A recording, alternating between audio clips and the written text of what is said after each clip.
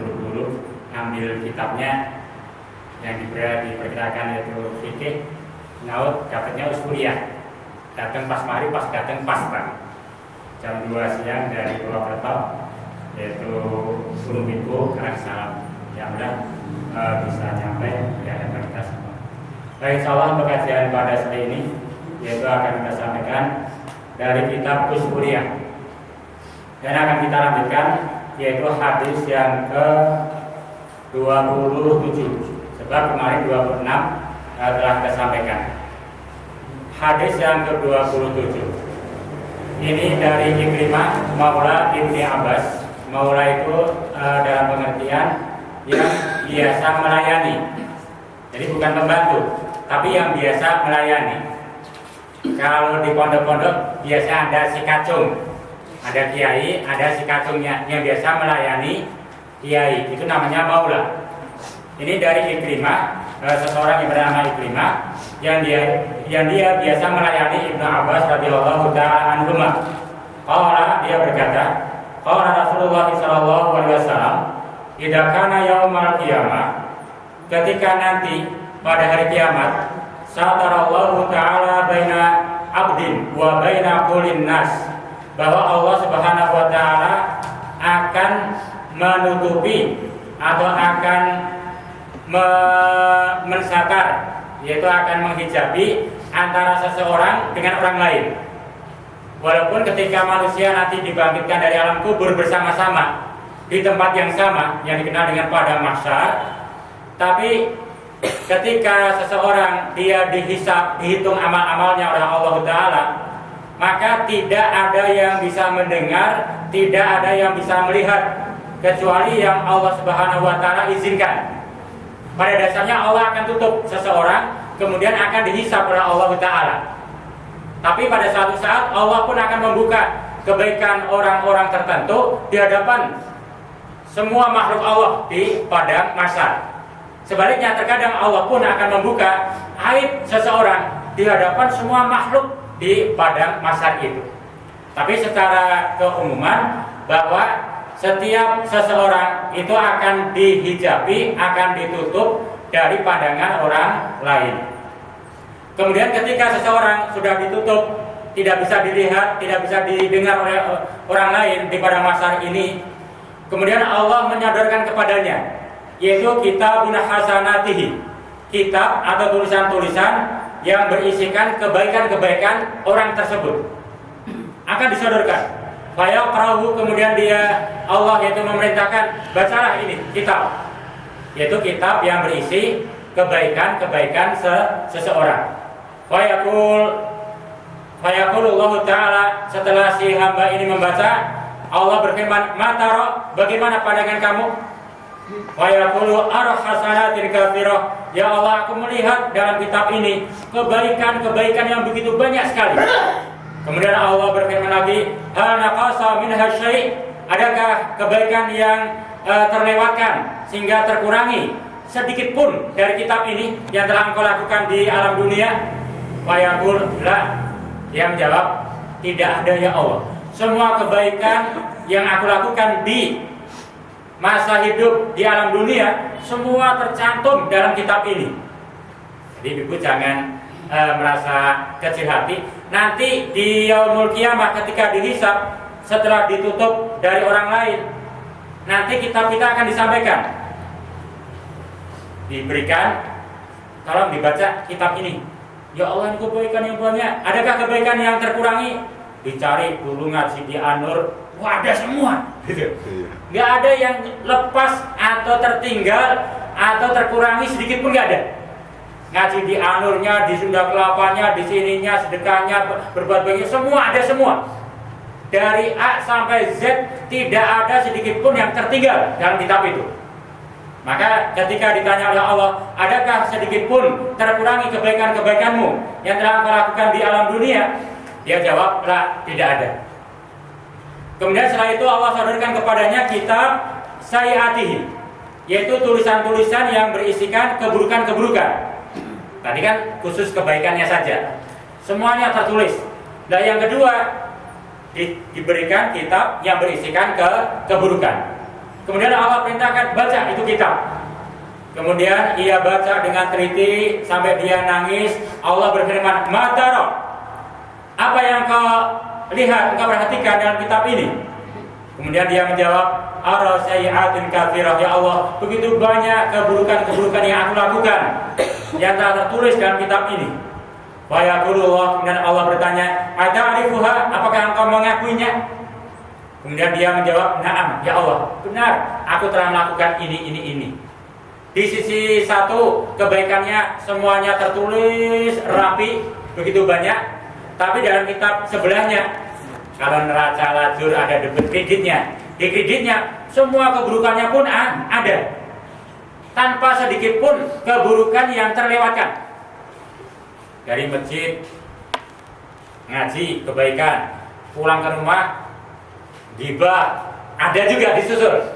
Ibarat kalau ada ekonomi, lajur debit masuk 1 juta, keluar 2 juta. Semuanya ada semua gitu. Sampai Allah bertanya, adakah keburukan yang sebetulnya tidak engkau lakukan tapi tertulis dalam kitab ini? Dia jawab, tidak ada ya Allah. Semua yang tertulis ini ada, semua keburukan yang aku lakukan ada, semuanya ada. Nah ini yang kedua.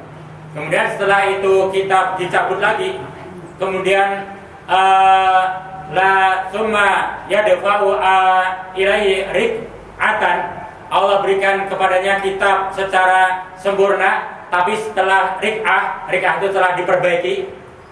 Jadi tadi kebaikan khusus diberikan, dibaca, kemudian kreditnya yang jelek-jelek diberikan, dibaca, semuanya ada semua.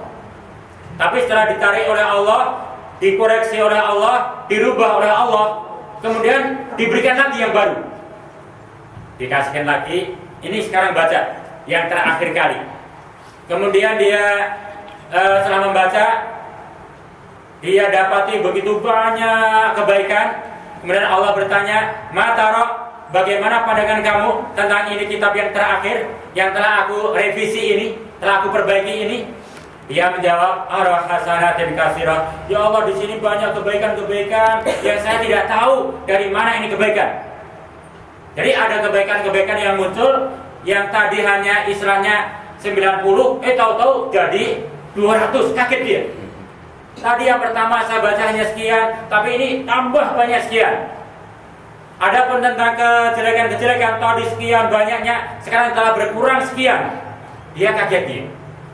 Itu setelah direvisi oleh Allah Subhanahu wa ta'ala. Sampai dia pun kaget, ini kebaikan dari mana ini? Sampai dia bertanya, "Ya Allah, ini dari mana? Saya merasa tidak melakukan kebaikan ini. Saya tidak merasa meninggalkan dosa-dosa, bahkan saya lakukan itu. Tapi ini tidak tertulis ya Allah." Kemudian Allah terangkan bahwa hada mimma dolamuka wa aduka wa khadu malaka min ghairi ilmika. Ini kebaikan-kebaikan yang bertambah dengan sebab, yaitu adalah banyaknya orang yang telah mendolimi, menganiaya pada dirimu, telah menyakitimu, telah mengambil sesuatu darimu tanpa yang engkau ketahui. Mungkin setelah banyak dosa kita pulang, ada tetangga yang punten ngerasani, "Wah, itu baru masjid ini." Wah, dirasani Bu ya. Terkadang kita dengar, terkadang tidak dengar. Dirasani orang. Nah, ketika kita dirasani, itu catatan akan muncul semua kebaikan. Dan dosa-dosa kita akan gugur satu demi satu. Maka kalau disakiti, dianiaya, dirasani, bukan, itu jangan balas. Bersyukur berarti. Sabar, kita harus bersyukur itu. Alhamdulillah, saya diomongin yang tidak, itu tambah pahala dan gugur dosa-dosa kita. Yang nanti kita pun akan kaget, kok begitu banyak ini kebaikan, kok begitu banyak dosa-dosa telah hilang. Bahkan sesuatu yang kita miliki diambil oleh makhluk Allah yang lain tanpa sepengetahuan kita, ini akan menambah pahala. Ada pinjam uang, nggak kembalikan, tahu-tahu di sana muncul kebaikan banyak sekali itu. Yang kita merasa nggak melakukan, dari mana ini kebaikan? Itu dari harta yang kita miliki, mungkin diambil oleh orang lain, ada dipinjam orang lain tanpa dikembalikan. Atau pada dasarnya ada hadis yang lain, walaupun kita besok yakin akan mati, maka Rasul tetap menganjurkan tanaman yang bisa bermanfaat. Walaupun kita nggak tahu kapan ini buahnya dan kita yakin bisa akan mati. Jangan sampai, oh besok mati ngapain nanam pisang segala, toh nanti nggak dapat apa-apa. Jangan. Rasul menyampaikan walaupun yakin bisa akan mati, tanam bibit tanaman yang bisa bermanfaat untuk siapapun. Maka walaupun kita mati, tanaman tumbuh, ada buah, dimakan oleh anak, istri, tetangga dan lain sebagainya. Tahu-tahu muncul kebaikan di sana. Bahkan pohon buah-buahan ataupun yang lain, padi dan lain sebagainya, di sana diserang oleh burung pipit misalkan. Kita bersabar, itu memang Allah berikan rezeki untuk mereka. Lah, padi yang dimakan oleh burung ini atau ayam dan lain sebagainya, itu akan menjadi kebaikan nanti di catatan di yaumul kiamah. Yang terkadang kita nanam pentil, kalau padi kan nggak ada yang ngambil Pak ya. Pentil misalkan di rumah, Pak Parta punya rambutan, nangka diambil. Ada anak-anak iseng ngambil, marah-marah gitu. Ya kita harus sabar. Alhamdulillah, buah saya sudah diperhatikan, bisa mau mati dari berongsong-berongsong, kan diambil orang. Ya alhamdulillah, pahala. Gitu. Itu pahala. Gak usah ngantar sedekah ke sana kemari. Ada yang ngambil, kita sabar. Itu kebaikan itu. Sebuah kebaikan. Hanya pun dan susah. Rambutan sudah diberongsong, wah besok udah makan rambutan. Diambil anak kecil. Kalau kita mau sabar, itu kebaikan yang melimpah nanti di akhirat. Yang kita terkadang nggak tahu dari mana. Allah jelaskan. Ini dari rambutan yang diambil oleh tikus. diambil. Wah itu jadi kebaikan itu. Maka setiap yang mengenai kita dari hal-hal yang tidak baik atau yang menyakiti kita, kalau kita mau bersabar, maka itu akan menjadi kebaikan nanti di akhirat. Ada pahala di akhirat. Nah ini hadis yang ke-27. Ada pun untuk hikayat, ini ceritanya. Di sini ada hikayat dari Ibrahim bin Adham. Kalau dalam buku-buku terjemah biasa ditulis Ibrahim bin Adham. Sebab yang namanya D dan H itu disangkanya yaitu Do Adham. Tapi sebenarnya Adham, bukan Adham. Yaitu tentang Syekh Ibrahim bin Adham. Ini sebenarnya orang yang kaya raya, seorang raja di sebuah kerajaan besar. Dia kaya raya, banyak anak buahnya dan lain sebagainya. Tapi dia pun banyak dosa. Karena sebagai seorang penguasa yang terkadang dia tidak adil, dia lebih mementingkan diri sendiri dan lain sebagainya. Di sini diceritakan bahwa Ibrahim bin Adham ini kana lahu isnan wa sab'una abdan. Dia memiliki 72 budak. Jadi 72 budak. Yang namanya budak, benar. Di zaman dahulu yang namanya budak, satu budak itu kalau dihargai dengan unta merah. Kalau unta merah itu sekarang mobil yang termewah, punya Wawan. Iya. Banten kalah itu. Itu masih unta biasa. Jadi kalau unta sudah merah, punuknya besar, ini lebih mahal dari mobil yang sekarang ini. Kalau di Saudi sekarang ada, hanya unta merah yang punuk besar, ini sudah agak langka. Kalau sapi yang paling leks gitu, itu harganya sampai ratusan miliar kalau sekarang. Itu harga seorang budak.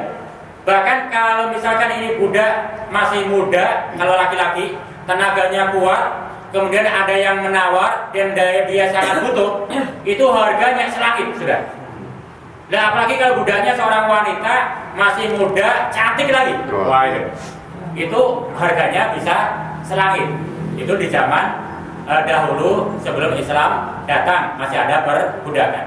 Dan Ibrahim bin Adham ini dia memiliki 72 budak. Ketika dia bertaubat kepada Allah Ta'ala, kembali kepada Allah Ta'ala, kemudian Ibrahim bin Adham ini ataqa jami'ahum, yaitu memerdekakan semua budak-budaknya tanpa kecuali, semua, laki, perempuan, besar, kecil, tua, muda, semua dimerdekakan, bukan menjadi seorang budak. Dan memerdekakan seorang budak ini subhanallah pahalanya dibandingkan haji masih kalah. Haji itu begitu besar pahala memerdekakan seorang budak. 72 budak yang dia miliki semua dimerdekakan. Summa inna wahidan min haula'i al-abid syarabal khamar. Dari 72 budak yang dimerdekakan, ada satu budak ketika dimerdekakan oleh Ibrahim bin Adham ini, dia dalam keadaan minum khamar. Artinya dia mabuk, dan mabuk berat dia. Kemudian falaqa Ibrahim, dia menemui kepada Ibrahim. Punten, Ibrahim ini siapa? Tuannya kan, tuannya, majikannya, tapi telah memerdekakannya. Dia mendatangi kepada Ibrahim, tuannya atau majikannya. Faqala, dia berkata, yaitu si budak ini yang dia sedang mabuk ini, dia berkata, ya fulan, dallani ala baiti, wahai fulan, wahai kisana, tunjukkan aku kemana rumahku.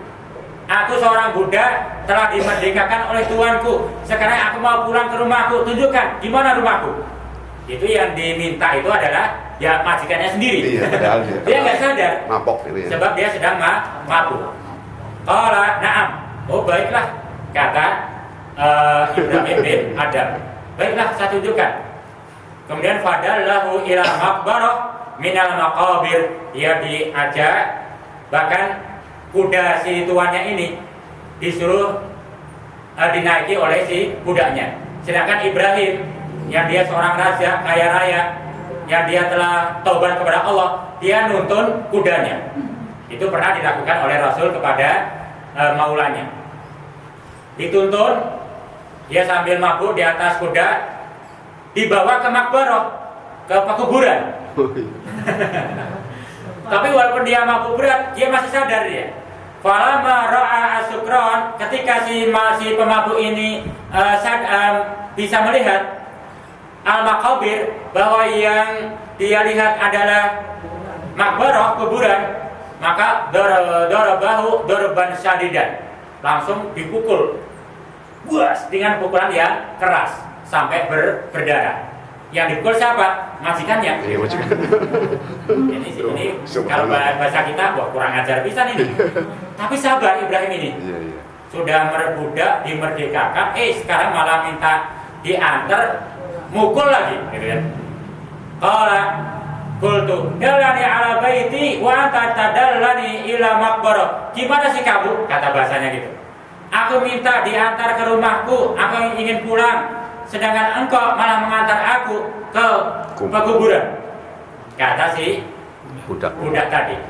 Qala, kemudian menjawab, yaitu Ibrahim, ya qalilul aqal, wahai orang yang mabuk, yang sedang sedikit hilang akan akal. Hadal baiti haqiqah, ini merupakan rumah yang sebenarnya bagi kita semua. Oh iya. Wasairuha majasun, adapun rumah-rumah yang tingkat yang bagus yang ini, itu hanya rumah majas semua, hanya semu. Rumah kita yang sebenarnya, kata Ibrahim bin Adham, itu adalah pada dasarnya kita semua akan kembali ke kubur. Rumah yang kita bangun, yang kita marmer, itu majas, akan kita tinggal, kata Ibrahim bin Adham.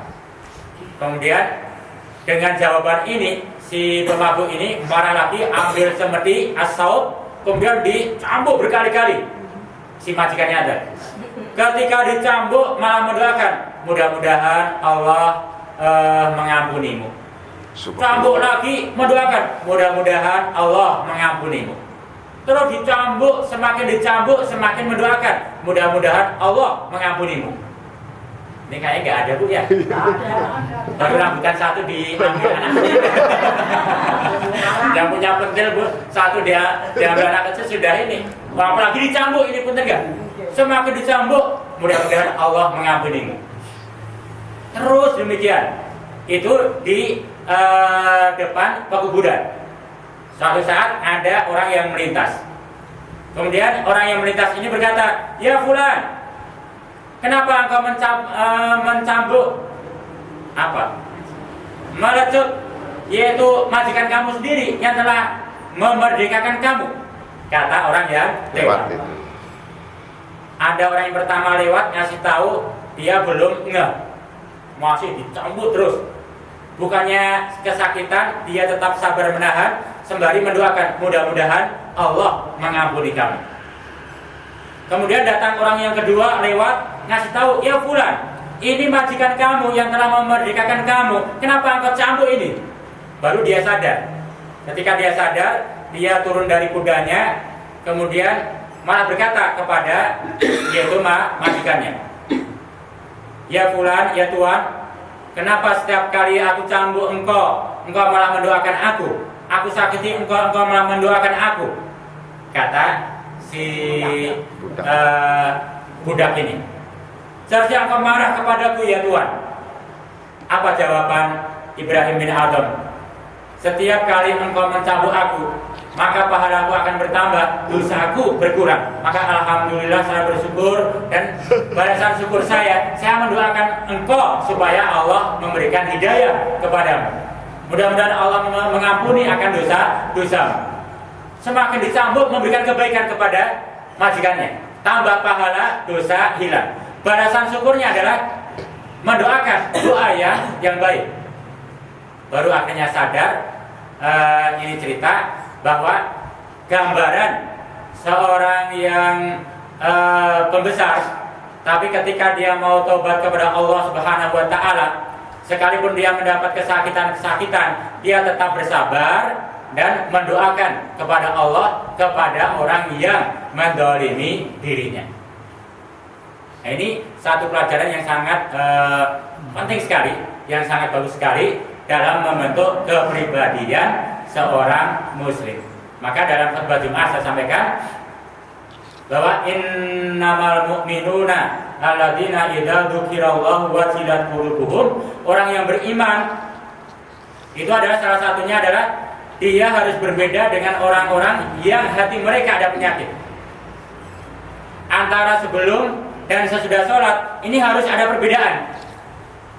Ketika kita sudah sholat, maka harus bisa memperbaiki yaitu jiwa kita, mampu menahan jiwa kita walaupun kita disakiti, tetap berusaha sabar dan membalas dengan kebaikan.